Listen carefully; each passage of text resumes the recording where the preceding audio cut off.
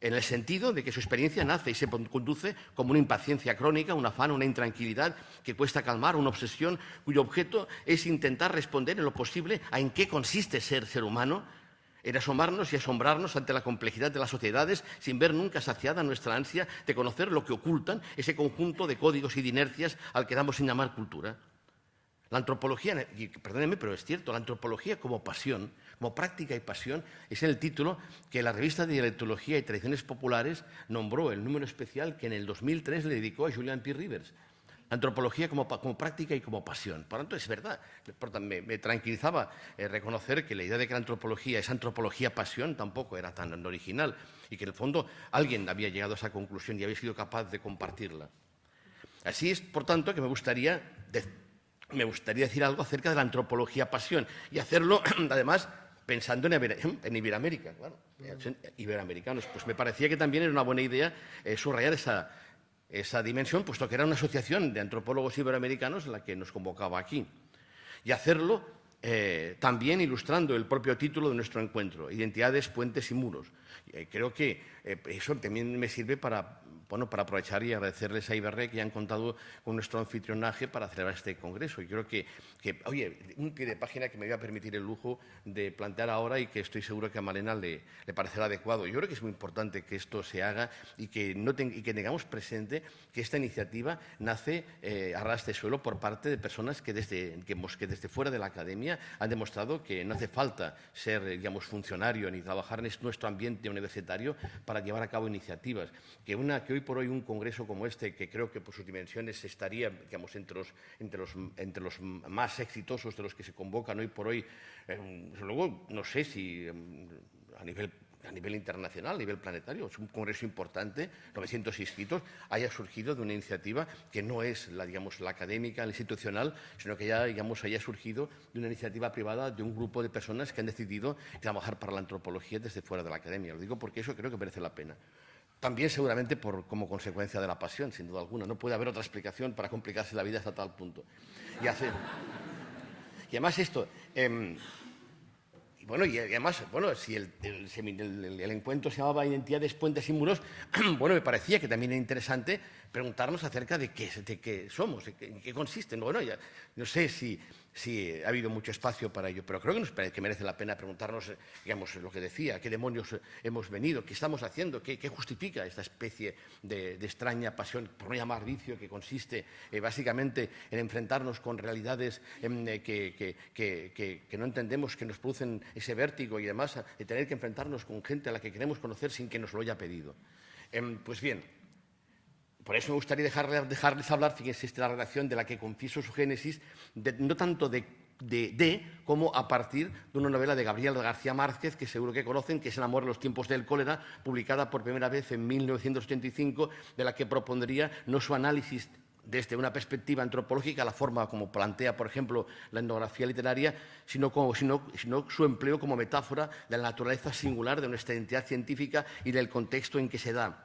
Desde luego, es pertinente si lo que se pretende es abrazar y agradecer su presencia a todos aquellos que han llegado hasta aquí, como suele decirse, cruzando el charco, para unirse con nosotros en la capital de un país, una parte importante del cual les envidia y quiere seguir la senda de emancipación que ustedes recorrieron hace más de un siglo y medio. Yo no sé si saben que dentro de 4 días aquí van a haber una manifestación y habrán visto banderas. Estoy al margen de lo que cada cual quiera pensar, pero es cierto que son banderas iberoamericanas. Y es cierto que, digamos, para una parte importante de este país, Iberoamérica y su camino de emancipación, lo vuelvo a repetir, es un ejemplo a seguir. Y es así. De hecho, esas banderas que cuelgan son banderas puertorriqueñas y cubanas. Pues bien, es así. Esto es, digamos, compruébenlo, piénsenlo. Al margen de lo que piensen, esto es así. Iberoamérica es el camino, al menos en esto. Bueno, también es adecuada si lo que se quiere es recordar la deuda mutua que la antropología y la ficción literaria tienen contraída al tiempo que expresa uno su fastidio ante el empeño de algunos en levantar paredes y abrir fosos entre disciplinas preocupados por mantener la imposible pureza de la suya libre de toda contaminación. Por último, la novela de García Márquez es ideal para resumir lo que implica ser víctima de cualquier pasión, puesto que pasión viene de patio, que quiere decir a su vez sentir y sufrir. En este caso, por suerte, digamos, creo que por suerte, siempre con una dosis de ridículo. La gente apasionada suele ser ridícula, reconozcámoslo, y reconozcámoslo que tampoco nos importa ser un poco ridículos. Bueno, Fernando Pessoa escribió un poema bellísimo acerca de que la naturaleza, digamos, la naturaleza de los amantes es escribir cartas ridículas. Las cartas de los amantes son ridículas. Aunque él dice también que en el fondo que acaso quien más ridículo debería sentirse es aquel que nunca las ha escrito. Pero bien, como saben, El amar en los tiempos del cólera narra la historia de amor de Florentino Ariza por Fermina Daza a lo largo de más de 50 años, una Cartagena de entre siglos marcada por las guerras civiles entre conservadores y liberales y las persistentes epidemias de cólera, con un protagonismo especial para el río Magdalena, por el que transcurre no solo el comercio fluvial entre el Caribe y el interior del continente, sino la propia locura de amor del protagonista y la historia no menos pasional y cruel de la propia Colombia de la época. Por supuesto que El amor en los tiempos del cólera es una gran obra literaria y que reúne aspectos a contemplar que no puedo ni sabría abordar en general. Reconozco que me produjo placer su lectura y también que la película me pareció decepcionante, y quizás de la obra me atrevería únicamente a subrayar dos frases que me parecen muy elocuentes. Por ejemplo, cuando el protagonista, cuando Florentino se dedica básicamente a escribir el correo comercial con empresas británicas como si fueran cartas de amor, y que además se empeña en hacer las órdenes de embarque rimándolas. Claro, su jefe, que es León XII, le hace llamar llama la atención porque dice que esto no se puede hacer así, que uno tiene que entender la diferencia entre una carta de amor y una carta comercial. Entonces Florentino le contesta, le dice, es que solamente me importa el amor. A lo que su tío le contesta con algo que está lleno de sabiduría. Él le dice literalmente, lo malo es que sin navegación fluvial no hay amor. Cuidado, ¿eh? Sin navegación fluvial no hay amor. Y la otra es lo que le dice, si alguien lo recuerda en la novela, lo que él recuerda que le dice es el médico, que repetía permanentemente el médico de familia de cuando era pequeño en su familia, que dividía a los seres humanos en dos, los que cagan bien y los que no cagan bien. Me pareció especialmente bellísimo, porque en efecto es una simplificación quizás brutal, pero cierta. Hay dos tipos de personas, los que cagan bien y los que no cagan bien. Lo que quiero sobre todo es mostrar que Florentino, y iré adelante porque si no estos pies de página me van a perder, experimenta por Fernandina el paradigma perfecto de la pasión. De una pasión delirante, loca, enfebrecida, desmesurada. Y bueno, perdón, porque esto es una cadena de pleonasmos, puesto que las pasiones o son así o no son pasiones. ¿Saben? Los pies de página son mi perdición, pero no puedo decir, escribí una cosa en Cuadernos de Pedagogía contra la educación en valores, que siempre me ha parecido una mamarrachada absolutamente inaceptable. Normalmente la odio. Y justamente el artículo se llama Por una educación en pasiones, que no es tanto una educación en pasiones, digamos, de las pasiones, puesto que las pasiones no pueden ser educadas. Las pasiones son siempre mal educadas, por definición. Pero cuando menos una educación que fuera capaz de reconocer la importancia que tiene, que justamente es la que explica que la educación en valores sea una colosal máquina antipasional, ¿no? Pues bien,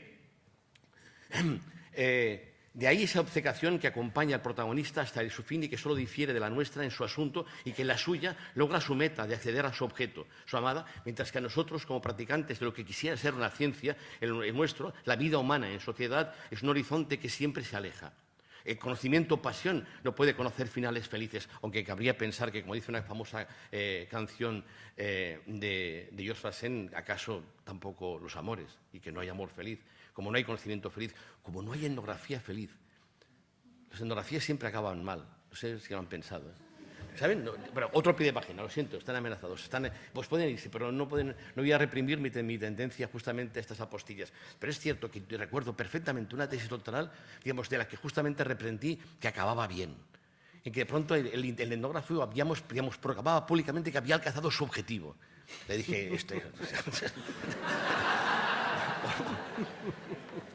Bien, pero, bueno, bien, no sé si comparten, salto alguna cosa porque me di cuenta que si no les aburriré demasiado pronto, si comparten conmigo la fascinación por esta obra de García Márquez, aunque sea para mí una fascinación tardía, que es, como saben, una amable parodia del realismo folletinesco de la segunda mitad del XIX, ese género que rompe con el romanticismo al tiempo que exagera algunos de sus rasgos y los llena de detalles particulares y exasperantes casi, que siendo su máxima expresión quizás el Madame Bovary de Flaubert, y su caricatura popular actual, que serían los culebrones televisivos, de los que el amor en los tiempos del cólera hubiera podido ser un ejemplo. De hecho, hubo una serie televisiva, un culebrón que se llamaba Amar, de televisión española, que se llamaba Amar en tiempos revueltos. Pero me interesa la manera con que Florentino evoca esos dos aspectos de la literatura decimonónica que, a mi entender, tienen que ver directamente con las raíces mismas de la antropología que nosotros cultivamos. Raíces que se hunden en el siglo XIX y que es cierto que, si la consideramos como mera rama académica, nos conducen, ya saben, Taylor, Fraser, Lubbock, Morgan, pero si lo hacemos entendiendo la antropología como pasión y como práctica, igual que el monográfico sobre Peter Rivers, nos deberían remitir a esos dos universos filosófico-literarios a los que García Márquez saluda en El amor en los tiempos del cólera, es decir, el romanticismo y el realismo, en el sentido de que la pasión de Florentino Ariza es, en efecto, pasión romántica, pero es descrita de manera realista, apeándola de todo solipsismo y de cualquier grandilocuencia, puesto que el objeto de su pasión no es ninguna entelequia o abstracción, sino parte concreta de esa naturaleza, aunque ese realismo reúna matices inverosímiles y desmesurados, como corresponde a la literatura foitinesca que Gabo caricaturiza con afecto, que es aquella que perfectamente hace previsible, digamos, y normal, que Florentino se dedique a comprar los espejos en que su amada se ha reflejado. Conviene recordar lo que el antropólogo, en tanto que héroe, por recordar el famoso artículo de Susan Sontag, tiene de héroe romántico, en el sentido del papel que jugó en la formación del pensamiento etnológico, sobre todo por lo que hace a las primeras fases y en países como Francia y Alemania, el movimiento romántico. Recuérdese que como Lévi-Strauss, en las tres fuentes de la reflexión etnológica, que es un texto que seguro conocen, indica justamente el primer romanticismo como uno de los puntos de referencia a partir del cual la antropología adopta una personalidad específica en el tratamiento del problema del otro, tan lejos del esquema darwiniano y del evolucionismo sociológico ingenuo. Pero, ¿qué tienen esos primeros pasos del romanticismo que ver con las raíces de la antropología? Sin saberlo, Arnold Hauser nos proporciona una respuesta para ello en sus comentarios sobre los orígenes del movimiento romántico a principios del XIX. Dice, esto es la historia social de la literatura y el arte, hubo también antes generaciones que tuvieron el sentimiento de haber envejecido y desearon una renovación, pero ninguna todavía había llegado a hacer un problema del sentido y de la razón de su propia cultura y de si su modo de ser tenía algún derecho de ser así y representaba un eslabón necesario en el conjunto de la cultura humana. Y creo que es cierto que hay mucho, en una buena parte de la literatura etnológica, de esa desazón crónica, un desafecto con relación a la propia era en que nos ha tocado vivir lo que en el caso del romanticismo inicial se llamaba el mal del siglo. Novalis lo definía como una nostalgia que tomaba a veces la forma de, cito, un afán de estar en el hogar en todas partes, que en efecto, como ustedes recordarán, es algo que viene a decir Lévi-Strauss en Tristes Trópicos, aunque sea al contrario, yo ya nunca más, jamás me volveré a sentir como en mi casa. No, digamos, lo que decía es justamente, fíjense, lo que decía Schiller de aquellos románticos, no me digan ustedes que no podría perfectamente pasar por una declaración de principios metodológica en etnografía. Dice Schiller, el arte de mostrarse ajeno respecto de un objeto y, sin embargo, hacerlo conocido y atractivo. El arte de dar a lo ordinario un aspecto misterioso, de dar a lo conocido la dignidad de lo desconocido, que básicamente es lo que resume el título del libro de George Condominas, Lo exótico es cotidiano, que en el fondo dice exactamente lo mismo. Habría, desde luego, muchísimas otras correspondencias, el valor vertebral asignado a la alteridad, la decepción con respecto al tiempo y al mundo en que se vive, con que se mantiene una relación a medio camino entre el rencor y la expiación. La antropología es la ciencia de la expiación, decía también Lévi-Strauss, lo que podríamos llamar una cierta irritabilidad del sentimiento, el ejercicio constante de saltos morales en los que la razón se arriesga y, sobre todo, esa voluntad de disolver antinomías que se han desvelado ficticias, la vida y la inteligencia, la naturaleza y la cultura, el acontecimiento y lo permanente, el presente y la historia, la soledad y la sociedad, el alma y el cuerpo, la racional y el misterio. Ese ánimo lo encontramos muy bien en encarnaciones de ese espíritu insatisfecho como es, por ejemplo, el Sempré de la Nueva Luisa de Rousseau, o el propio Rousseau en las Confesiones, por ejemplo, o las ensoñaciones del paseante solitario. Recuerden, perdónenme que vuelva a evocar a Lévi-Strauss, que seguramente el etnólogo más conocido y no sino por buenas razones, que en el fondo dedica un texto a Rousseau en Antropología Estructural 2 y, por supuesto, dedica todo Tristes Trópicos a este personaje, Rousseau, de que dice, déjenme que le cite ahora Tristes Trópicos de Lévi-Strauss, si el Occidente ha producido etnógrafos es porque un muy poderoso remordimiento debía atormentarlo, obligándolo a confrontar su imagen con las sociedades diferentes. Y solo queda por demostrar la manera como salir de las contradicciones por las que deambulamos a la rastra de sus adversarios. Rousseau, el más etnógrafo de los filósofos, si bien nunca viajó a tierras lejanas, poseía una documentación tan completa cuando era posible para un hombre de su tiempo, y él la vivificaba, a diferencia de Voltaire, mediante una curiosidad plena de simpatía por las costumbres campesinas y el pensamiento popular. Rousseau, nuestro maestro, nuestro hermano, hacia quien demostramos tanta ingratitud, pero a quien cada página de este libro hubiera podido ser dedicada si el hombre no fuera indigno de su gran memoria. Y lo mismo podríamos decir del Obermann de Senancourt, por ejemplo, ¿por qué no? Del Werther de Goethe, por ejemplo, o el René de Chateaubriand. No me digan que no deja de ser un poco, digamos, intranquilizante lo que el propio Lévi-Strauss dice acerca de los románticos, y por ejemplo de Chateaubriand, cuando dice, sí, no lo dice así, por supuesto, pero para entendernos, somos la repera, digamos, la hostia, digamos, de progresistas y de avanzados, y siempre estamos donde hay que estar en las luchas, y en el fondo tenemos que reconocer el origen moral que tenemos en ese primer romanticismo, que era oficialmente reaccionario, ultramonárquico, que era justamente contrarrevolucionario, y que tiene justamente Chateaubriand un exponente especialmente claro. Pero a esa Chateaubriand a quien Marc Augé le dedica justamente el genio del paganismo, que es una alusión directa al genio del cristianismo de Chateaubriand, con quien dialoga. Y no me digan ustedes, fíjense, tía, la asignatura de construcción etnográfica hace un tiempo, y yo les estaba leer el René y la tala de Chateaubriand. Es que es indispensable porque la sensibilidad que él destila es la nuestra. Somos nosotros, René, digamos, tiene mucho más que ver con la antropología que nosotros practicamos y en la que creemos que no Taylor o Fraser. Fíjese, tengo aquí notado cómo acaba su genio del cristianismo. Feliz y miserable, Chateaubriand, feliz y miserable, hombre de acción y hombre de pensamiento. He puesto mi mano en el siglo y mi inteligencia en el desierto. Dejadme que, por favor, que comparta, no me queda mucho, no os preocupéis esto, un momento de Atala, que es justamente cuando él está con los indios Natchez. Y fijaros bien lo que dice, un romántico, Chateaubriand. Estas reflexiones me ocuparon toda la noche y al día siguiente, al despuntar la mañana, mis huéspedes me abandonaron. Abrían la marcha los jóvenes guerreros y la cerraban sus esposas. Los primeros marchaban cargados de reliquias, las segundas partían con los recién nacidos. Los ancianos caminaban lentamente en medio, colocados entre los abuelos y la posteridad, entre los recuerdos y la esperanza, entre la patria perdida y la patria del porvenir. ¡Oh! ¿Cuántas lágrimas se vierten cuando se abandona así la tierra natal, cuando desde lo más alto de la colina del destierro se descubre por última vez el techo bajo el que crecimos y el río de la cabaña que sigue corriendo tristemente a través de los campos solitarios de la patria? Infortunados indios que he visto errar en los desiertos del Nuevo Mundo con las cenizas de vuestros abuelos, vosotros, los que me habéis dado la hospitalidad a pesar de vuestras miserias, yo no puedo devolverosla hoy día porque errante también, a merced de los hombres, soy menos dichoso de mi destierro, pues no traje conmigo los huesos de mis padres. Todos estos personajes tienen en común ese pesimismo y el escepticismo más desesperanzado al calvario íntimo de la migración, una inculable melancolía y frente a una realidad que de pronto ha devenido absurda, un exaltado e insaciable deseo de abarcarlo todo, de ser abarcado por todo.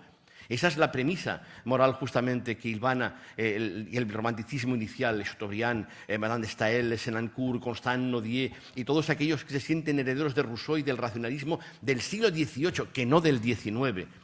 Se trata justamente de esa paradoja a la que antes he aludido, que la apunta también George Stocking, que la antropología actual tenga más que ver en común con las corrientes apologéticas y degeneracionistas de principios del XIX que no con las tendencias científicas que caracterizaron dominantemente su postrimería y en las que se supone que la antropología debe encontrar sus raíces. Ahora bien, Florencio tiene como nosotros algo del joven Werther de Goethe, que es lo que estaba defendiendo ahora, no sé si con convicción, pero también tiene mucho con el Frédéric Moreau de Flaubert.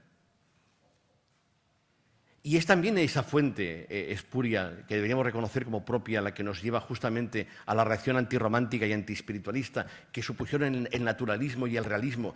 Fíjense, aquella voluntad de aplicar una aproximación fisiológica a la realidad, en el sentido que buscaba una captación en vivo de la vida, en el momento en que se desarrolla su naturaleza, ante todo, de actividad, su nacimiento y evolución paralela al positivismo científico que se traducía en literatura en convertir al escritor realista, o naturalista en lo que luego asumiría como misión el etnógrafo sobre el terreno, que es ser alguien cuyo objetivo imposible es decirlo todo, devenir, en palabras de Émile Zola, obreros de la verdad, anatomistas, analistas, investigadores de la vida, compiladores de documentos humanos. Como digo, en efecto, fijación por la exterioridad. Es decir, por la comprensión de que el mundo es, como decía Galileo, un inmenso libro que está escrito por fuera, aquella ansia por salir, como la que siente Florentino para que en el sentido de su vida, lo que ama, su pasión, está ahí, justo ahí fuera, a la intemperie. Lo que le impulsa a salir, a convertirse en un merodeador, alguien que se pasa el tiempo esperando, en el sentido literal, una aparición, la de la amada. Florentino es un héroe realista, ¿de acuerdo? De acuerdo, es un realista mágico, como García Márquez nos haría reconocer, pero es sí es alguien que en el fondo está ávido de ese exterior que le espera cada vez que le da justamente por salir. Su búsqueda no es como la del héroe romántico interior, sino como la nuestra exterior, convencidos él y nosotros, en efecto, como dice Gerard, la verdad está ahí fuera. Ustedes ¿no comparten conmigo una cierta piedad e incomprensión ante la gente que se busca a sí misma? ¿No les parece? Me gustaría que si ustedes conocen a alguien que se haya buscado a sí mismo y se haya encontrado, me expliquen cuáles son las ventajas que ha obtenido. No bromeo, ¿se dan cuenta?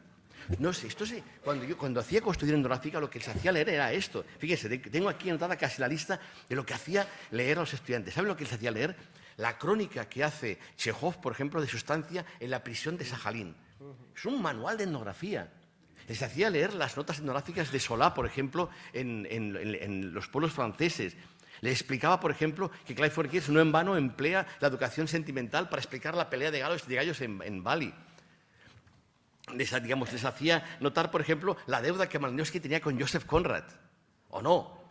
Y les decía básicamente que es imposible entender a Lévi-Strauss sin entender a Rimbaud. Y por supuesto que no es casual que Víctor Turner titulara un libro suyo tomando un poema tomando una frase de uno de los poemas de Las Flores del Mal, las correspondencias, La selva de los símbolos, Le Forêt des Symboles. Esa relación con esa literatura es fundamental para entender qué es lo que hacemos y especialmente esa forma como dialogamos con eso que está ahí fuera. Lo que decía es que cuando daba clases de construcción etnográfica intentaba convencerles de que su interior más profundo, sus más vertiginosos sentimientos no valían nada. Porque no pueden competir con el exterior, porque el mundo siempre será más interesante que ellos. Decía, no te busques, ¿qué vas a buscar en tu interior, idiota? Mira, Silvia, el mundo está ahí y el mundo tiene razón. Y esto, es una cosa que justamente heredamos de esto. Bueno, pues, y así un poco acabando, ¿no? Entonces, fíjese, lo que le digo es básicamente, lo que estoy defendiendo en el formato de conferencia siempre me cuesta un poco, porque al final acabo convencido de que estoy en clase y que no debe ser el mismo formato, aunque deben disculparme que acabe de una forma u otra confundiendo las cosas y pensando en voz alta, que es lo que uno hace básicamente en una clase, ¿no? Pero en el fondo lo que estoy defendiendo es que a mí este azar que me llevaba a tomar un libro de García Márquez y obligarme a mí mismo a interpretarlo en el sentido que yo quería, pues me ha ido la mar de bien. ¿Por qué? Porque les he defendido algo que para mí es importante, que es acerca de nuestra identidad, hacer notar que le debemos mucho más de lo que nos queremos imaginar a algo que no tiene que ver nada con la ciencia y que sí mucho con una cierta literatura y una cierta filosofía que en el XIX nos emparenta con el Frédéric, por ejemplo, de Flaubert, o por qué no con el Werther de Goethe. ¿Por qué no? En el fondo, no me digan que a la hora de defender la antropología como pasión no tenemos por qué reconocer que le demos mucho, por una parte, justamente a esa especie de irritabilidad del sentimiento romántica, pero también a esa avidez por lo que está ahí, por el mundo que está ahí, que corresponde justamente al naturalismo y al realismo, siempre en el XIX, ¿no? Pero atención, Florentino Ariza también es un enamorado. Y como todos los enamorados, decía antes, y bien, repito, se encargó de recordárnoslo Pessoa, es ridículo. Ustedes nunca, no sé si conocen gente enamorada, pero no me digan que automáticamente no se les pone cara de imbéciles. Bueno, y espero que a ustedes alguna vez hayan puesto cara de imbéciles. Pero es verdad lo que decía Pessoa. Las cartas de amor son siempre ridículas, es que inevitablemente. No me digan ustedes, como sospecho, intuyo que quizás alguna vez se haya enamorado, no tengo ninguna prueba, pero, en fin, no sé, somos tan poco originales, pero, digamos, ya que hablamos, a ver, digamos, la antropología pasión se emparenta con la pasión básicamente está hecha de lo mismo. Que te enamores digamos, del género humano, de la ciencia, del conocimiento, de los sellos de correos, es irrelevante porque el fondo no deja de ser tan, digamos, distinto con el amor que podemos sentir por un ser humano, por alguien, de una forma u otra en que encontramos ciertas cualidades. Esto es lo que es, y como experiencia que todos hemos podido tener, tenemos que reconocer que son pasiones y que como tales están condenadas justamente a generar incendios que nos ciegan los ojos. Esto es una cursilada de una película de Davis, pero no, es igual, lo siento. No. Pero es cierto, digamos, entonces lo que quiero reconocerles es que si aceptamos que la antropología es una pasión y que esa pasión, como todas las pasiones, se parece a otra, la que Florentino experimenta como enamorado, hemos de reconocer que eso automáticamente nos hace comportarnos como seres ridículos. No bromeo. No me digas, digamos, ustedes no pueden, si han practicado la antropología, si han estado sobre el terreno, no pueden negarme que han hecho el ridículo, permanentemente.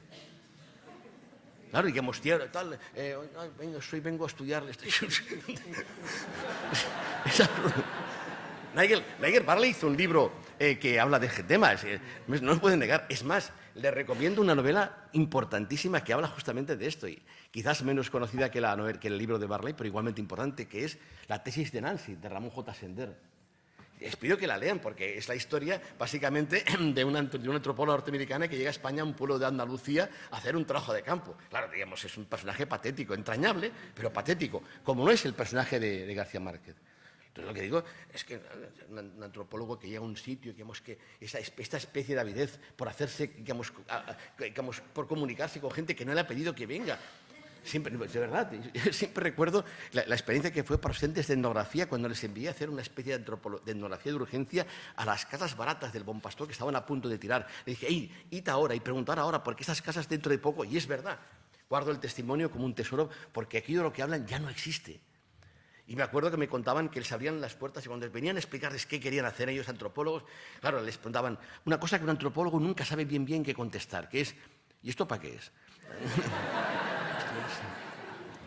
Y es así, ¿no? Entonces, claro, Florentino es excesivo, desmesurado, enteramente absurdo. Pero no digan, o sea, ¿por qué tenemos que sentirnos? Si hemos aceptado que tenemos una relación directa con Werther y con personajes de Flaubert, pues digamos, realmente nuestra vanidad, nuestra soberbia nos puede, digamos, de una forma u otra, nos puede escamotear el derecho a reconocernos en ridículos y aceptar que nuestros trabajos de investigación, nuestros pomposos informes, nuestras tesis doctorales no son sino una cierta impostura de la que hemos enajenado justamente todo aquello que advertía de esa naturaleza patética que implicó en su trabajo. Yo les invito a los estudiantes, les invito a que un día se atrevan a hacer una experiencia. ¿Saben cuál? La de hacer, tesis doctorales que incorporen justamente un anexo de Descartes, como en las películas, ¿saben? Que haya un anexo, con todo lo que no se atrevieron a contar, con todo lo que no cuadraba con lo que se pretendía un discurso científico, con todos los fracasos, y especialmente con los momentos en que dieron pena. Y eso fue así. Entonces, ¿saben? Déjenme que les cuente una cosa. Confesiones de ignorancia y fracaso. Eso, Malinowski lo hace, pero hace, tal como lo hacía medio clandestinamente, el famoso diario de campo, eso ya lo saben ustedes. Pero déjenme, en el año 2002 me cupo el honor y la satisfacción de ser el secretario del Congreso de la FAE. Creo que era el 9º Congreso que hacíamos en Barcelona y tal. ¿Saben? A mí me gusta mucho el cine, Gerard lo ha comentado y es verdad que es un poco mi debilidad o mi fortaleza, ¿no? Pero realmente me gusta mucho el cine. Entonces dije, bueno, es mi oportunidad para ir a la Filmoteca y comprometerles para que hicieran un ciclo de estos que ellos hacen, acompañando eventos más o menos tal. Entonces les sugerí que hicieran una actividad, que hicieran una oferta de un ciclo cinematográfico dedicado a la antropología al Congreso. Debo decirles que al final creo que salió bien. Finalmente lo que hicimos fue un ciclo que se llamaba Las miradas y las cosas, en las que eran películas en las que el tema era la mirada. ¿Qué implica mirar? Es decir, lo que llamamos mucho más pomposamente la observación. Y me acuerdo que estaba Rashomon, que era pertinente, ¿saben? La polémica Harris-Levi-Strauss a propósito del síndrome Rashomon, y estaba La ventana indiscreta.